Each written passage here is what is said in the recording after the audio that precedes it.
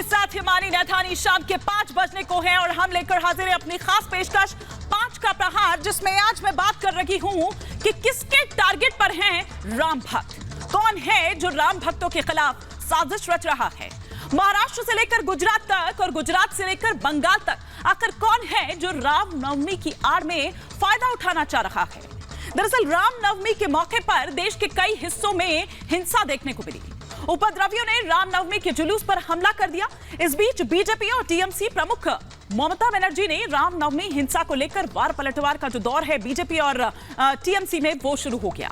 BJP ने इस मामले पर ममता बनर्जी पर तुष्टीकरण का आरोप लगाया है, तो उधर ममता बनर्जी ने कहा कि मैंने तो पहले ही चेतावनी दी थी, पहले ही चेताया था कि मुस्लिम इलाकों से शोभा यात्रा ना लेकर जाएं, लेकिन भाजपा के लोग जानबूझकर इन इलाकों को टारगेट करते हैं, ये खुद दंगा करवाना चाहते हैं। आज इसी पर कर रही हूं 5 का प्रहार, लेकिन उससे पहले आपको हम दिखाते हैं कुछ ग्राफिक्स के जरिए कि दरअसल किस तरह से अलग अलग शहरों में अगर हम देखें तो ये दंगे भड़कते हैं। अब ग्राफिक्स के जरिए हम आपको वो तमाम जानकारी दे रखे हैं कि किस तरह से रामनवमी पर दरअसल ये हिंसा भड़कती है, कौन है इस हिंसा का गुनहगार। रामनवमी की शोभा यात्रा पर कई शहरों में जो पथराव है वो देखने को मिलता है। पश्चिम बंगाल के हावड़ा की बात करें तो पथराव के बाद बाकायदा यहां पर आगजनी की जाती है। लगातार दूसरे दिन भी हावड़ा में पत्थरबाजी की गई। आज भी जुमे की नमाज की बात अगर करें, हम जुमे के दिन की बात करें तो आज भी ये पत्थरबाजी वहां पर हो रही है। बिहार की बात करें तो देखिए किस तरह की तस्वीरें सामने निकल कर आई। बिहार के सासाराम में भी शोभा यात्रा पर पथराव किया गया। न केवल बिहार बल्कि गुजरात के वडोदरा में भी शोभा यात्रा पर पत्थरबाजी हुई। 2 बार अराजक तत्वों ने वडोदरा में ये पत्थरबाजी की थी। महाराष्ट्र के संभाजीनगर की बात करूं तो यहां भी बवाल हुआ था। 2 गुटों के बीच झड़प के बाद यहां पथराव किया गया। पुलिस की गाड़ियों को आग के हवाले कर दिया गया। तो ये देखिए कि किस तरह से दरअसल रामनवमी के मौके पर ये जो हिंसा है वो यहां पर भड़कती है और किस तरह से कौन उठाना चाह रहा है, अगर फायदा उठाना चाह रहा है, इसकी आड़ आखिर क्यों ली जा रही है। लेकिन आइए 5 का प्रहार के जो 5 सवाल उठ रहे हैं एक एक कर वो आपके टेलीविजन स्क्रीन पर, ये कि हावड़ा से वडोदरा तक इस हिंसा के पीछे कौन है। दूसरा सवाल ये कि राम भक्तों के खिलाफ किसने रची ये साजिश। तीसरा सवाल ये कि कौन देश के माहौल को बिगाड़ना चाहता है। चौथा सवाल ये कि रामनवमी पर उपद्रवियों की ढाल कौन बना। 5वां और अंतिम सवाल ये कि प्रभु श्री राम की शोभा यात्रा से किसे दिक्कत है। ये वो तमाम सवाल होंगे, कई खास मेहमान होंगे, लेकिन पहले आपको दिखाते हैं एक छोटी सी रिपोर्ट।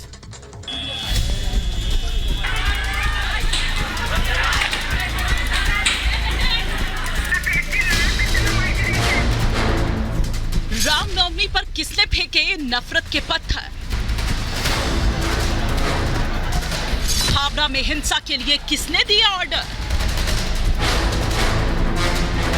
वडोदरा में पत्थरबाजी के लिए किसने भड़काया। संभाजीनगर को हिंसा की आग में किसने जलाया। ये सवाल इसलिए क्योंकि रामनवमी पर महाराष्ट्र से लेकर गुजरात और पश्चिम बंगाल तक रामनवमी पर निकल रही शोभा यात्रा पर पथराव हुआ, तोड़फोड़ हुई, कई शहर हिंसा की आग में जल उठे।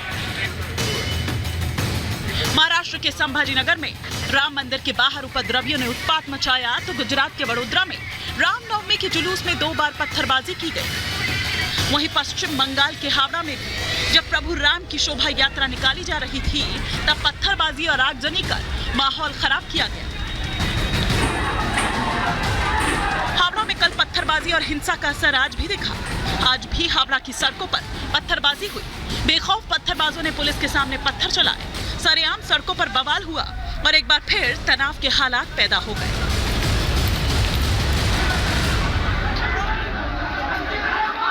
एसेट को रक्षा करने के लिए और गुंडा और जो ताकत है देश विरोधी ताकत, उसका शिकंजा कसने के लिए कोर्ट का कार्रवाई जरूर होगा, ये मेरा पूरा उम्मीद। हिंसा से हाहाकार मचा हुआ है, शहर शहर सुलग रहे हैं, लेकिन इसके बीच हिंसा की आग पर सियासी रोटी सेकने का खेल भी शुरू हो गया। हिंदू मुसलमान का दंगा बिना बीजेपी के होता नहीं।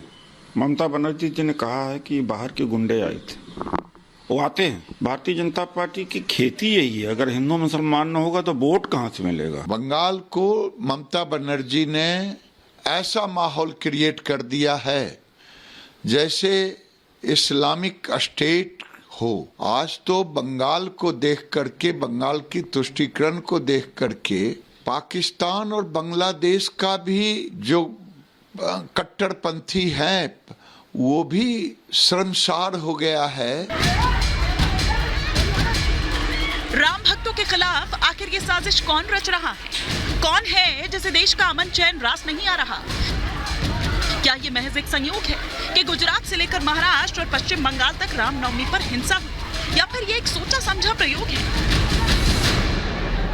कि सलाखों में सौहार्द और सड़कों पे उन्माद, ये सबक भी है और संदेश भी है, उन उन्मादियों के लिए भी है और उन लोगों के लिए जो इस तरह के सांप्रदायिक उन्मादियों के प्रोटेक्टर्स हैं। पथराव और हिंसा के बाद एक तरफ सियासी गलियारा तप रहा है तो दूसरी तरफ उपद्रवियों के खिलाफ एक्शन भी शुरू हो गया है। वडोदरा में कई लोगों को पुलिस ने गिरफ्तार किया है। संभाजी नगर में भी कई लोगों से पूछताछ हो रही है, लेकिन पश्चिम बंगाल में कार्रवाई के बावजूद दूसरे दिन भी कोहराम मचा हुआ है। ऐसे में सवाल खड़े हो रहे हैं कि हावड़ा में हिंसा के पीछे किसकी साजिश है, उपद्रवियों की ढाल कौन बना है, और सवाल ये भी कि प्रभु श्री राम की शोभा यात्रा से किसे दिक्कत है।